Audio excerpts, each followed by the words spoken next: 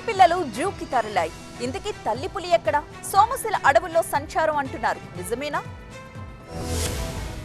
కర్నూలులో పులి పిల్లల నుండి తప్పిపోయిన పెద్ద పులి కృష్ణానది దాటి సోమశిల అటవీ ప్రాంతంలోకి వచ్చిందని వదంతులు షికార్లు చేస్తున్నాయి.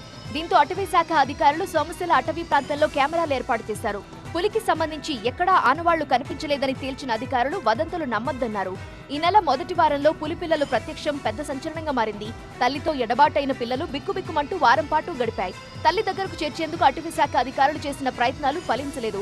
తల్లిని కనుగొనేందుకు చేసిన ప్రయత్నం విఫలమైంది. చివరికి ఆ 4 పిల్లల్ని జూ పార్క్ కు తరలించారు అధికారులు. తల్లిని కనుగొనేందుకు అధికారులు విశ్వ ప్రయత్నం చేసినా వృధా అయింది. సీసీ కెమెరాల నిఘా కూడా వృధా ప్రయాసే అయింది. ఎట్టకేలకు ఆపరేషన్ లీలావతికి ముగింపు పలక్క తప్పలేదు ఫారెస్ట్ అధికారులకు. ఈ క్రమంలో పులి పిల్లలు అనారోగ్యం బారిన పడకుండా అధికారులు పకడ్బందీగా ఏర్పాట్లు చేశారు. 2 నుండి 3 నెలల వయసున్న పులి పిల్లలను సేఫ్ గా జూకి తరలించారు. అయితే తల్లి పులి ఎక్కడుంది అనేది $1 మిలియన్ ప్రశ్న. తాజా సమాచారం ప్రకారం అది సోమశిల అటవీ ప్రాంతంలోకి వచ్చింది అనేది ప్రచారం. దీనిపై నిఘా పెట్టిన అధికారులు అదంతా ఉట్టి ప్రచారం మాత్రమే అని తేల్చారు.